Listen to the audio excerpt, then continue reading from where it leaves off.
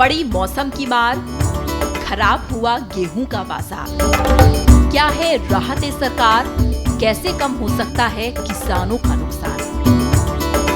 देखिए कार्यक्रम में आज।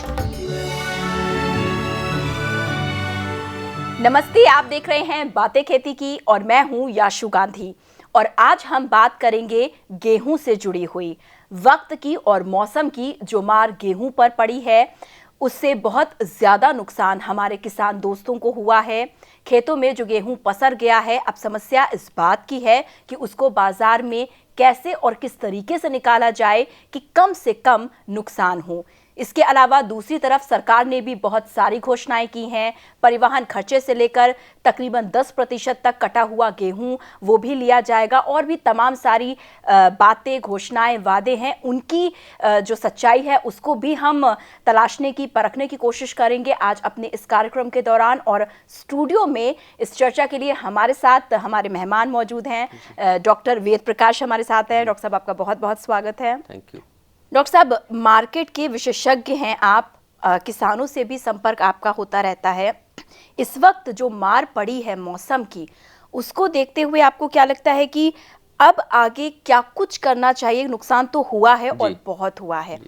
कम से कम उस अपना जो मुनाफा है कम से कम वो बढ़े और कम से कम नुकसान हो, क्योंकि बहुत सारी समस्याएं हैं। ऋण लेकर काम किए गए हैं, गेहूं खराब हो गया है, स्टोरेज है, बहुत सारी चीजें हैं।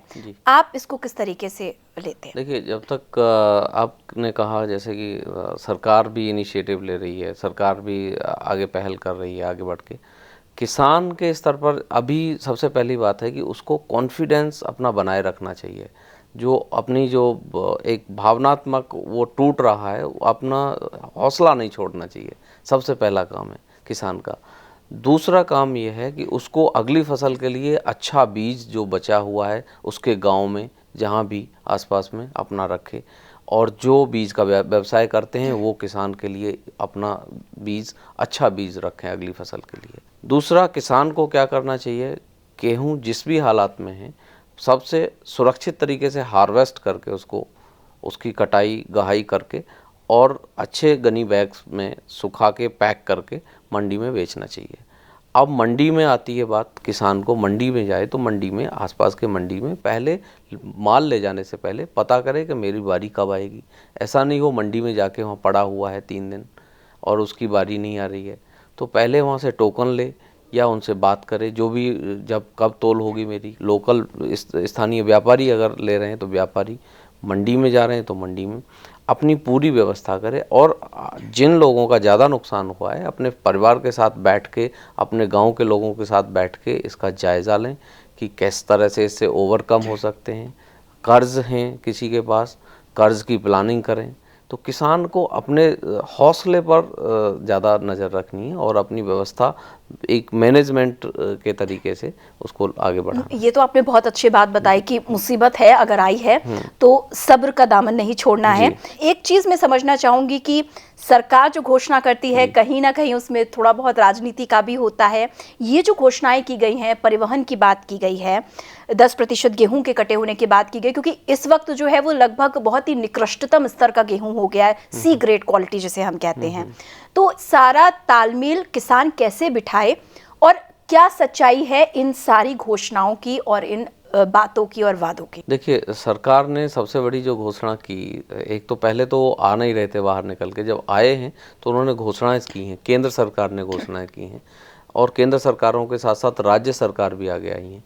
तो पहली जो घोषणा है जो किसान के लिए बड़ी सांत्वना देने वाली है, बड़ी अच्छी घोषणा है कि उन्होंने 10% जो मॉइस्चर लेवल एक्सेप्ट करते थे उन्होंने अभी 13% तक उसको किया है।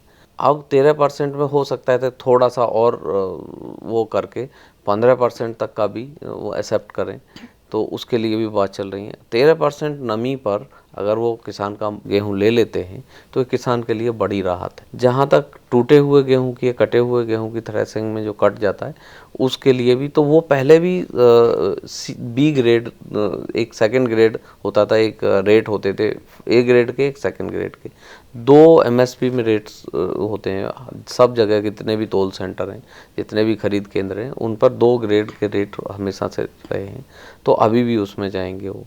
और जहाँ तक परिवहन की बात कर रहे हैं आप, तो परिवहन का मुझे नहीं लगता, क्योंकि ये राज्यों का विषय है। राज्य सरकारें, क्योंकि घोषणाएं केंद्र से हो रही हैं, पर उसका जो इम्प्लीमेंटेशन है वो राज्य की तरफ से हो रहा है। क्योंकि कृषि राज्य का विषय है, ये अनाज की खरीद फरोख्त जो राज्य का है।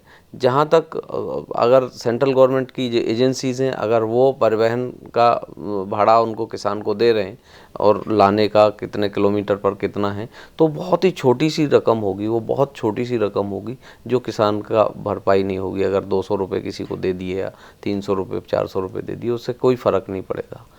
जहाँ तक है, मैं आपको बताऊं कि खरीद के विषय पे, जब किसान खरीद केंद्र में अपना गेहूं ले जा रहा है, मंडी में ले जा रहा है, मंडियों में हाल इतना बुरा हो रहा है कि पहले तो 3-3 दिन तक किसान को बोला जा रहा है कि अभी तोल करेंगे, अभी तोल करेंगे। 3 दिन किसान की तोल नहीं हो रही है, उसको गेहूं को ओपन में खुले हो लेके पड़ा हुआ। अगर बारिश और आ गई तो वहीं ख़त्म हो जाएगा। अच्छा डॉक्टर साहब, मैं कुछ रिपोर्ट्स पढ़ रही थी जिसमें ये बात भी थी कि एक तो किसान ये सोच रहा है कि वो अपना माल निकाल दे, गेहूं निकाल दे, दूसरी तरफ जो बाजार है, सरकार के सामने भी ये बात आगे आ सकती है कि जो उस वहाँ पे स्टोरेज की जो क्षमता है, भंडारण क्षमता है, स्टोरेज कैपेसिटी भी, उस पर भी असर पड़ सकता है। जो हमारा सबसे ज़्यादा नुकसान, जैसे उत्तर प्रदेश में आप बता रहे हैं, दूसरी जगह भी हुआ है, तो अभी उत्तर प्रदेश में एक बड़ा नुकसान हुआ है। 21 लाख हेक्टेयर का नुकसान खाली उत्तर प्रदेश में हुआ है। तो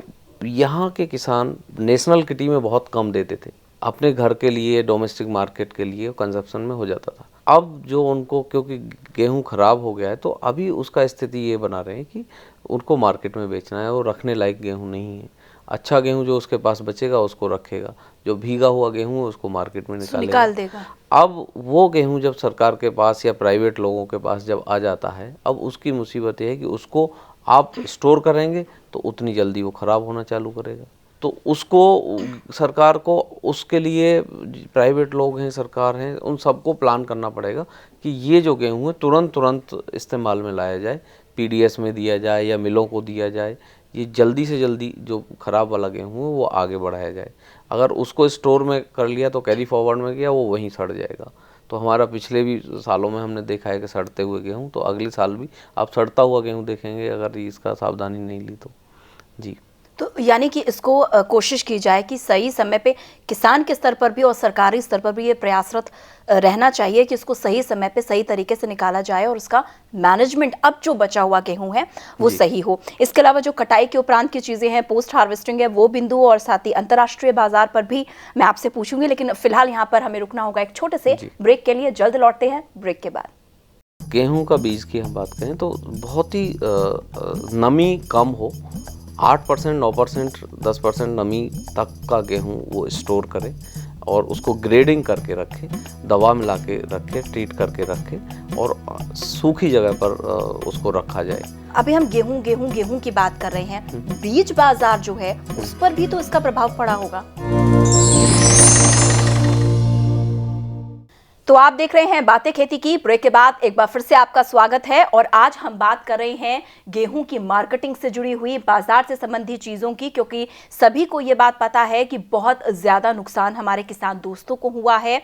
मौसम की वजह से जो नुकसान खेतों में गेहूं की फसल को हुआ है, उसको अब कितना कम किया जाए, इस स्थिति में कम से कम उनको नुकसान हो, वो क्या कुछ कदम उठा सकते हैं, सरकार की तरफ से क्या कुछ प्रयास किए जा रहे हैं, इस पर विस्तार से आज हम चर्चा कर रहे हैं। वेद प्रकाश जी हमारे साथ बने हुए हैं स्टूडियो में। डॉक्टर साहब, एक चीज़ मैं समझना चाहूँगी कि बात हो रही है कि किसान गेहूं को निकाल दे, सरकार उसको ले रही है।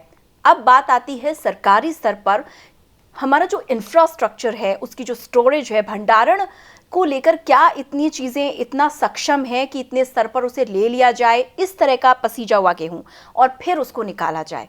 देखिए, किसान के पास इतनी भंडारण क्षमता नहीं है, ना उसके पास पैसा है कि वो अपने गेहूं को अपने पास रख सके, उसको बाजार में लाना ही है। जी।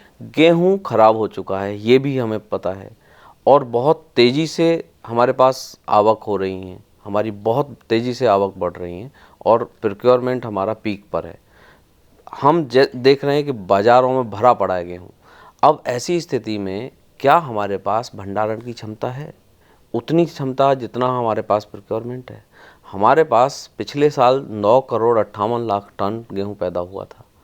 अब इस साल हमारे पास जो 45 लाख हेक्टेयर में नुकसान हुआ है गेहूं के क्षेत्र में, उसके बावजूद भी हमारे पास करीब करीब 8.5 और 9 करोड़ के बीच में पैदावार होगी। उसमें से हमारे पास करीब 3 करोड़ टन तो सरकारी खरीद का अनुमान लगाया जा रहा है, प्राइवेट लोग भी प्रिक्योर करेंगे। क्या इतना इंफ्रास्ट्रक्चर है हमारे पास? क्या इतने गोदाम हैं? हमारे पास गोदामों की कमी है। फैक्ट ये है, हमारे पास गोदामों की कमी है। और पिछला जो हम देखेंगे कि हमारे पास जो दूसरी फसल थी खरीफ की, चावल है, धान है, वो भी लेट आया है मार्केट में। उसके लिए भी गोदाम जो लोगों के थे, ट्रेड इंडस्ट्री के गोदाम, प्राइवेट गोदाम, वो पहले उनको से रखे, ऑक्यूपाई हैं, तो उनको ऑक्यूपाई भरे पड़े हैं, उसका निर्यात नहीं हुआ है, कंजप्शन नहीं हुआ है। तो हमारे पास 2.25 करोड़ गेहूं पहला पड़ा है, 2.25 करोड़ टन गेहूं पहला पड़ा है, स्टॉक कैरी फॉरवर्ड है। हमारे पास 9.25 करोड़, अगर 9 करोड़ 9.25 करोड़ अगर अभी पैदावार होती है, तो हमारे पास इतनी क्षमता के लिए क्या हमारे पास स्टॉक रखने के लिए जगह है? तो यहाँ हमारा इंडस्ट्री और सरकार दोनों को मिलके आगे बढ़ना होगा। सिस्टम को आगे हाँ, लाना किसान अपने जैसे जल्दी से जल्दी रिस्क फ्री होना चाहता है, अपना रिस्क आगे बढ़ाना चाहता है। अच्छा, एक चीज मैं और पूछना चाहूंगी कि अभी हम गेहूं की बात कर रहे हैं, बीज बाजार जो है उस पर भी तो इसका प्रभाव पड़ा होगा। जी, ये आपने बहुत अच्छा सवाल किया है। गेहूं के बाजार में जो भी एजेंसीज लगी हैं, प्राइवेट एजेंसी है या सरकारी एजेंसी है, उसको अभी तुरंत फौरी तौर पर एक्शन लेने की ज़रूरत है कि अगली फसल के लिए अच्छा बीज अपना तैयार करके रखें। और इसके लिए ज़रूरी है कि वो किसान या जहाँ प्रोडक्शन हो रहे हैं, सरकारी फार्म है, प्राइवेट फार्म है, उन पर एकदम से कंट्रोल करें, अच्छा बीज रखें। और अभी हमारे जो ज़रूरत है उसके हिसाब से 35 से 40 लाख टन के करीब हमें गेहूं की बीज की ज़रूरत पड़ती है। और ये छोटी मात्रा में बीज नहीं है, बड़ी मात्रा में तो बीज है। जाहिर सी बात है कि जो बीज बाजार पर जो प्रभाव आया है या आ सकता है, उस पर भी ध्यान देने की आवश्यकता है। किसान के स्तर पर किस तरीके से और सरकारी स्तर पर किस तरीके से, मैं चाहूंगी संक्षेप में आप इसको समेट दें कि किस तरीके से वो बीज को लेकर आगे अब और सजग हो, क्योंकि जाहिर सी बात है आगे की कोई भी फसल खराब नहीं करनी है।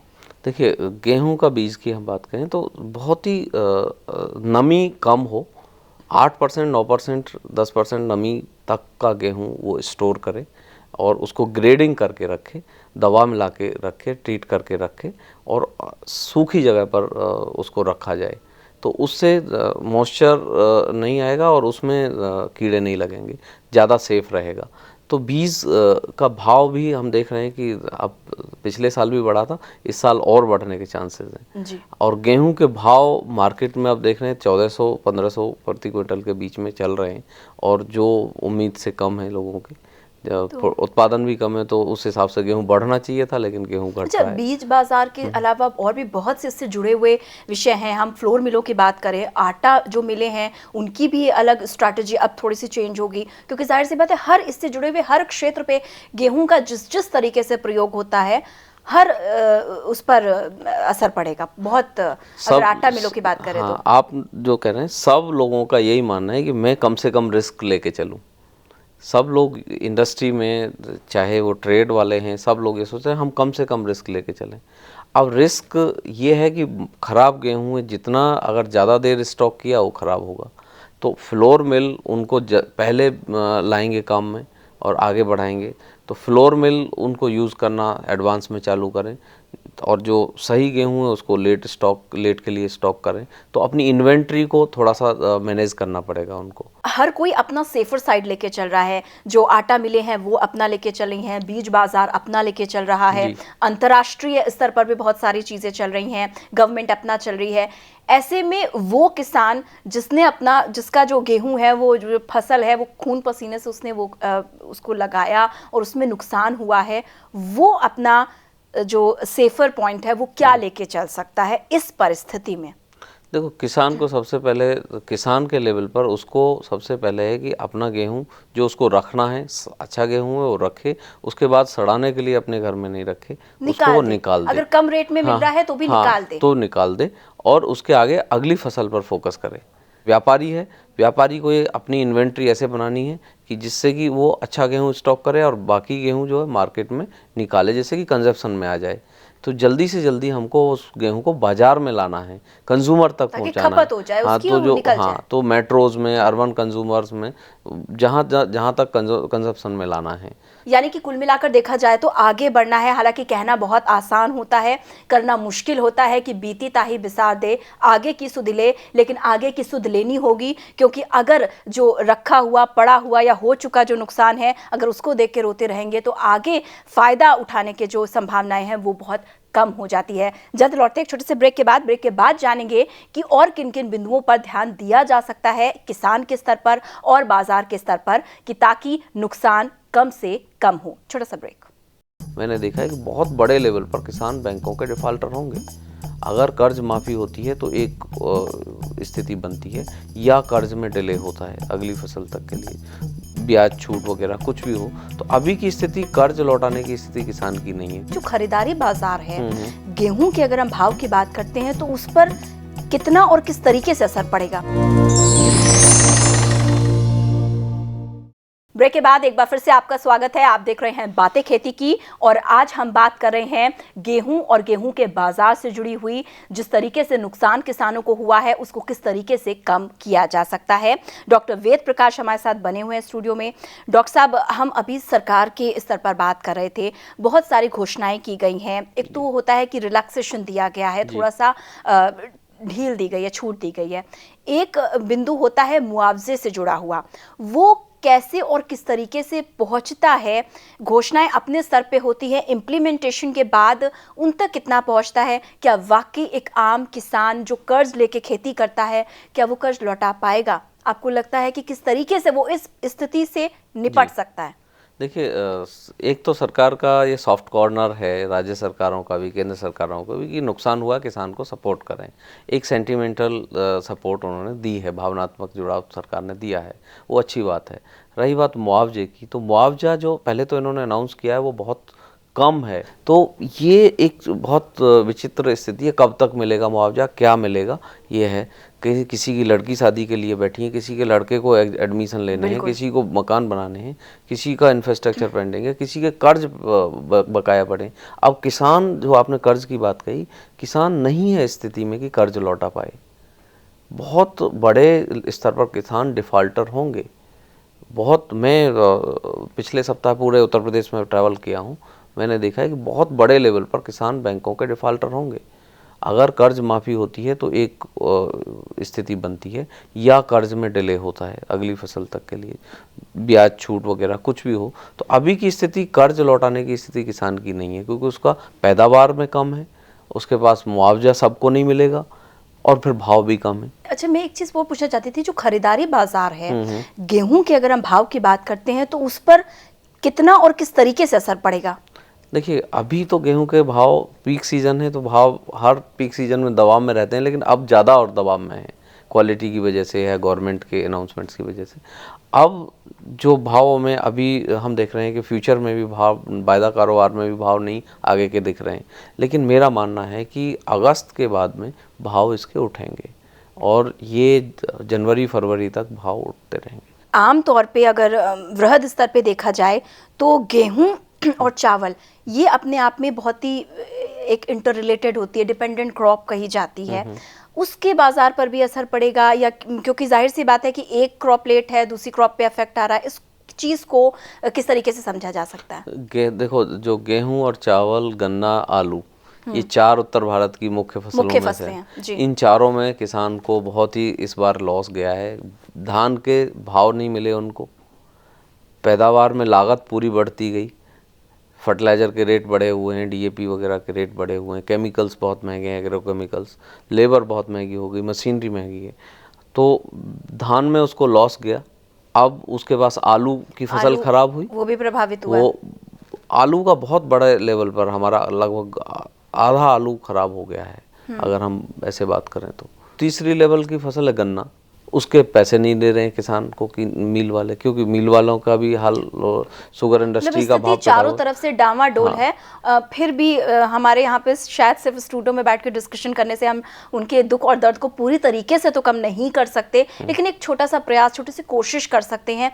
मैं चाहूँगी कि इस हमारी पूरी चर्चा को कुछ अगर शब्दों में समेटना हो तो आप क्या टिप्स देना चाहेंगे? गेहूं से जुड़ी जैसे आपने बताई, नेक्स्ट जो क्रॉप है उस पर फोकस करना, मैं चाहूँगी कि आप उसको समेट दें इस पूरी चर्चा को। सबसे पहले किसान को हौसला रखना चाहिए, अपना माल जितना अच्छी तरह से सुरक्षित तरीके से बेच देना चाहिए, जितना माल अपने रखने के लिए रखना चाहिए बाकी बेच देना चाहिए। एजेंसीज जितनी भी लगी हुई हैं सरकारी प्राइवेट, उनको ऐसी इन्वेंट्री बनानी चाहिए कि अच्छे से स्टॉक हो और जो ख़राब गेहूँ है वो जल्दी से बाज़ार में आके कंजप्शन में आ जाए, उपयोग हो जाए उसका।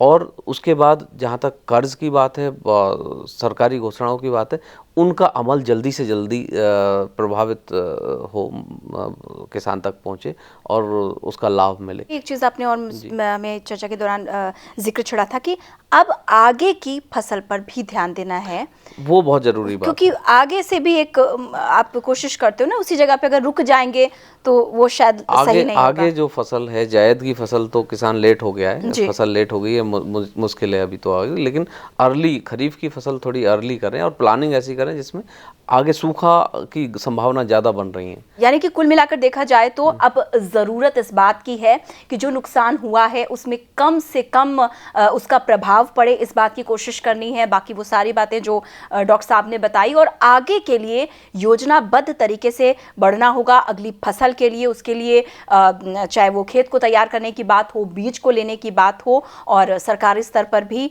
बहुत सारी चीज़ें करनी होंगी। आपका बहुत बहुत धन्यवाद, आपने बहुत ही महत्वपूर्ण टिप्स हमारे किसान दोस्तों को देने की कोशिश की। और इसी के साथ आगे बढ़ते हुए आप जल्दी से हमारा पता नोट कर ले, ताकि आप अपनी कोई भी शिकायत, कोई भी सुझाव या कोई भी बात हम तक पहुंचा सकें। हमारा पता है 302A पोसाइडन टावर ऑफ यारी रोड, वर्सोवा, अंधेरी वेस्ट, मुंबई 400061। हमारा ईमेल आईडी है bkk@greentvindia.com। आप हमें कॉल भी कर सकते हैं। हमारे फ़ोन नंबर हैं 0120-498-0000 और 498-0011। अपने टीवी पर ग्रीन टीवी देखने के लिए अपने केबल ऑपरेटर या DTH ऑपरेटर को तुरंत कॉल करें और हमें लिंक भेजें info@greentvindia.com पर। SMS या व्हाट्सएप करें 9769577049 पर। तो उम्मीद है ये पता आपने जरूर नोट कर लिया होगा। इसी के साथ हमारे आज के अंक में इतना ही। याशु को दीजिए इजाजत और देखते रहिए ग्रीन टीवी। नमस्ते।